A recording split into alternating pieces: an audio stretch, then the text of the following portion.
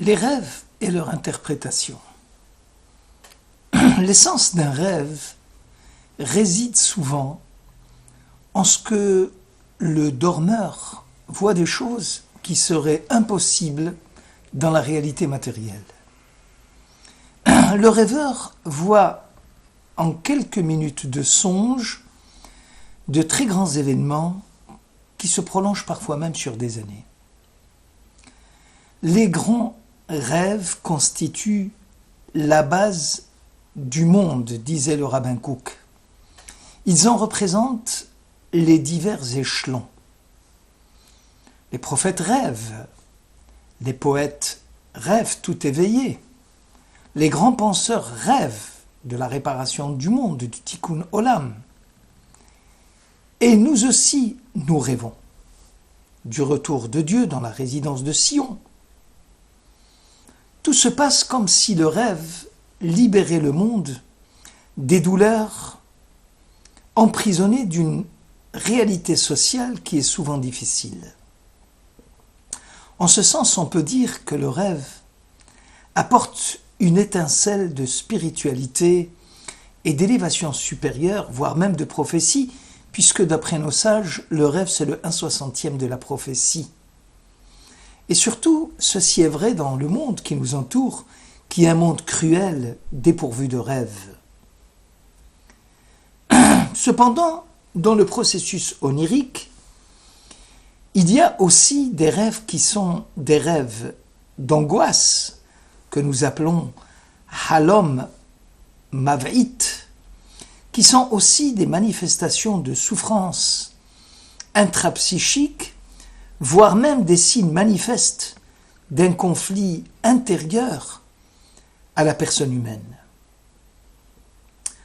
La fonction du rêve va permettre de mémoriser les expériences vécues, d'établir un lien entre les besoins et les contraintes de la réalité. Toutefois, ce qui va nous intéresser ici, c'est le rêve, le contenu des rêves, leur interprétation dans le cadre biblique, bien évidemment. C'est-à-dire que nous allons essayer de dépasser le cadre du conflit individuel pour nous placer dans un contexte biblique, donc universel, dans lequel le rêve va avoir des conséquences sur le déroulement des événements et leur interprétation. Et ceci, bien sûr, aura des conséquences également sur nos rêves et sur leur explication. Dans un premier temps, le sujet fait des rêves. Joseph et ses songes. Joseph, dit la Bible, fit un rêve qu'il raconta à ses frères. Ils le haïrent encore davantage pour ses rêves et pour ses paroles. La Genèse, au chapitre 37. Les frères ont un double ressentiment. Le premier contre le fait que Joseph rêve et le second contre le contenu des rêves de Joseph. Dans un monde, le monde tel que nous le voyons, n'aime pas les redressements de tort, n'aime pas ce qui se situe dans le registre du rêve, c'est-à-dire du sacré, parce que Joseph éveille l'inquiétude de ses frères. Et sur ce terrain, le monde redoute les visionnaires, parce que les frères de Joseph paraissent impuissants. Ils commencent par la formule prophétique. Écoutez donc le rêve que j'ai fait. Et le message est contraignant. Voici, nous assemblions des gerbes dans un champ, et voilà que ma gerbe s'est dressée, elle est restée droite, et voilà que vos gerbes se sont mis en cercle et se sont prosternés devant la mienne. Il fit un autre rêve, dit la Bible, qu'il raconta à ses frères. Voici, j'ai fait un autre rêve, et voilà que le soleil, la lune et 11 étoiles se prosternèrent devant moi, toujours dans Genèse 37. Face à l'objectivité du rêve, il y a bien sûr la subjectivité du rêveur. Celle-ci, cette objectivité du rêve, renvoie à notre inconscient. Elle dévoile un peu de notre existence. ces rêves de grandeur et de pouvoir s'unissent à travers la famille de Jacob pour aussi bien, lorsqu'on parle des produits de la terre, le premier rêve, que les éléments du ciel, et tout ceci pour rendre hommage à Joseph. Est-ce que Joseph cherche-t-il à légitimer le choix de Jacob? Ces rêves sont-ils l'expression de désirs refoulés ou des visions prophétiques d'inspiration divine? Le sens premier du rêve pour nous est clair. Les frères qui dit les Gerbes reconnaissent en Joseph l'expert économique en la matière, stocker le blé en prévision de la famine. Mais le sens du second rêve, où l'emprise des cieux, ou même l'empire des cieux s'incline devant Joseph, suggère la dignité, la gloire, l'éternité, le pouvoir. Pour vivre, dit le Midrash Tanchuma, nous avons besoin de nos racines terrestres sans perdre de vue également nos racines célestes. Les rêves des justes, disait le Midrash, sont aussi bien dans le ciel que dans la terre.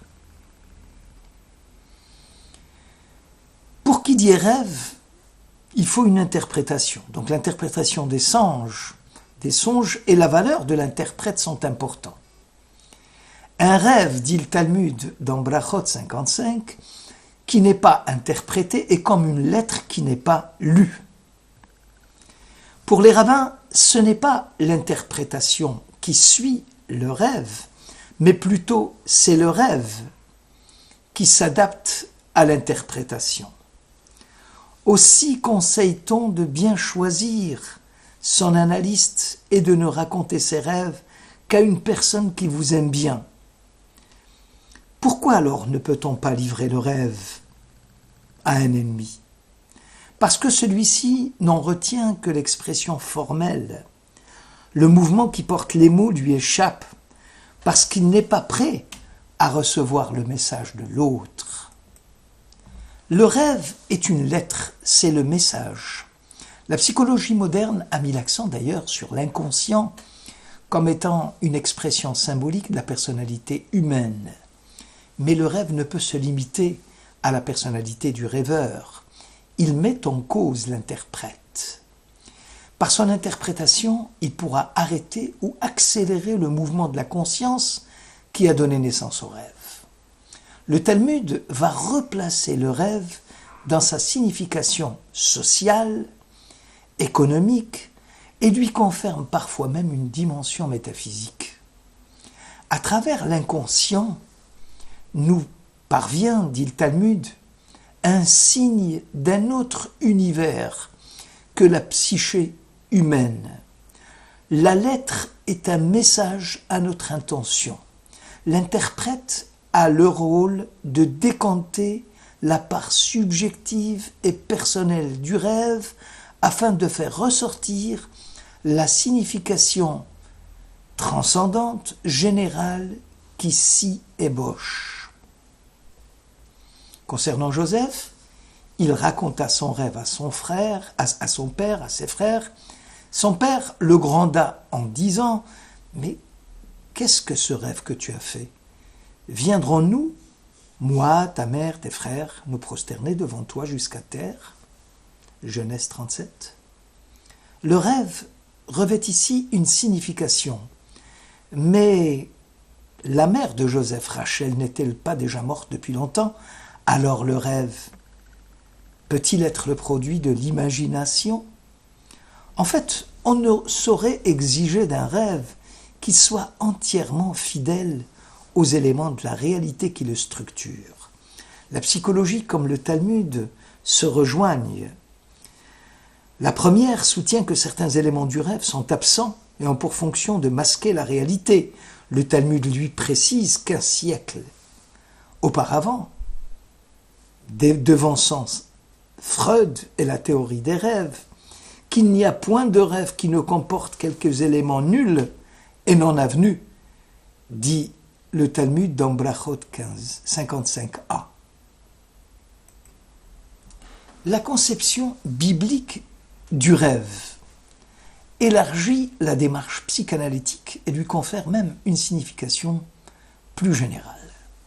Le rêve déborde le cadre psychologique à l'intérieur duquel il prend naissance et s'étend même à des données diverses, parfois même à des domaines intra-subjectifs, sociaux, métaphysiques, cosmiques ou autres. Ces données sont liées entre eux. La Bible nous invite à n'en négliger aucun, ni à privilégier aucun. Freud s'est limité au psychisme humain.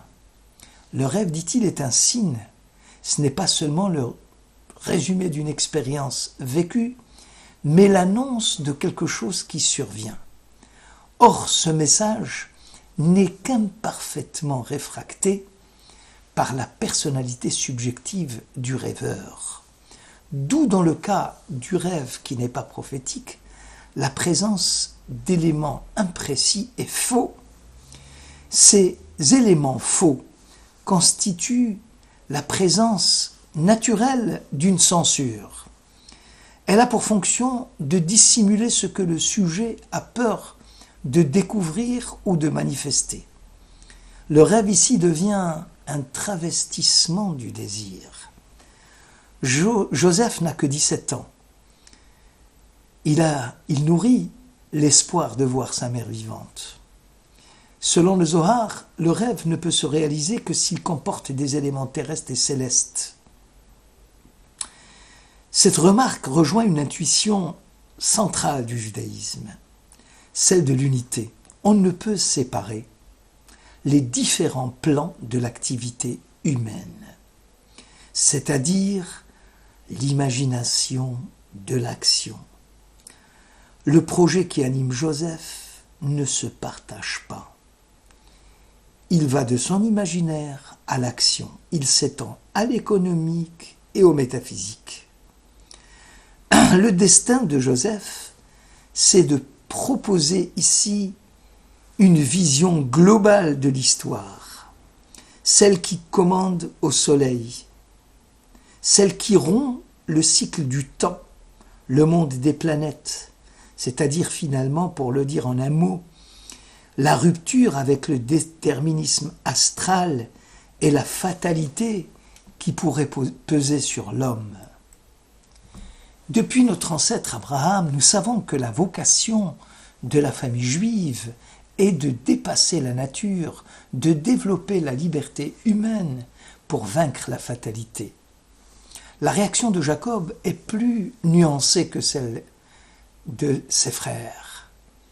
Des frères. Il sait que le symbole du songe et les symboles du songe doivent être interprétés suivant la psychologie du rêveur. Aussi garde-t-il la parole, c'est-à-dire qu'il réserve son jugement. Voyons maintenant le songe des hauts fonctionnaires du Pharaon, où le sujet devient l'interprète. Le maître échanson dit à Joseph : « Dans mon rêve, il y avait devant moi une figue, et de cette vigne 3 sarments, et voilà que la vigne fleurissait, et que ses grappes donnaient du raisin. Je pressais le raisin dans la coupe du Pharaon. Voici l'explication, lui dit Joseph. Dans 3 jours, le Pharaon élèvera ta tête, et tu mettras la coupe du Pharaon dans sa main. Et surtout, rappelle-moi au bon souvenir du Pharaon. » Le chef panetier dit alors à Joseph : « Il y avait 3 paniers à claire-voie sur ma tête, il y avait toute la nourriture du Pharaon, et les oiseaux la mangeaient sur ma tête. Voici l'interprétation. Dans 3 jours, lui dit Joseph, Pharaon t'enlèvera la tête. » L'interprétation faite ici par Joseph, l'histoire se répète. Des rêves, un signe céleste, qui font irruption dans la vie de Joseph et vont modifier le cours de son existence. Lui, Joseph, qui était le sujet, il devient maintenant l'interprète.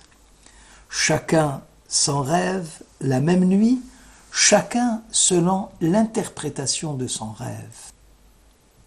Chacun fit un rêve, mais chacun eut l'interprétation du songe de l'autre. comme si un malin génie avait changé les interprétations, d'où leurs inquiétudes, la terrible angoisse de n'être pas fixé sur son propre destin. Joseph devenant ainsi l'interprète, car le rêve véhicule une vérité extérieure au rêveur et à l'interprète. D'ailleurs, les interprétations ne sont-elles pas de Dieu? C'est-à-dire, est-ce que le rêve ne comporte pas une dimension de la transcendance? Joseph lit l'interprétation qu'il propose à son propre sort, comme si le contenu du rêve de les chansons, ne regardant pas exclusivement son auteur, mais visait aussi la propre personne de Joseph. Le rêve n'a pas de valeur absolue. Il doit se comprendre dans le contexte particulier du rapport qu'il établit entre le rêve et l'interprète. Et cela grâce à une relation de transfert. Le rapport rêve-rêveur-interprète est un rapport à trois, dans lequel l'interprète, le psychothérapeute, va jouer un rôle actif dans la transcription du rêve et dans sa réalisation. D'où l'importance du choix de l'interprète.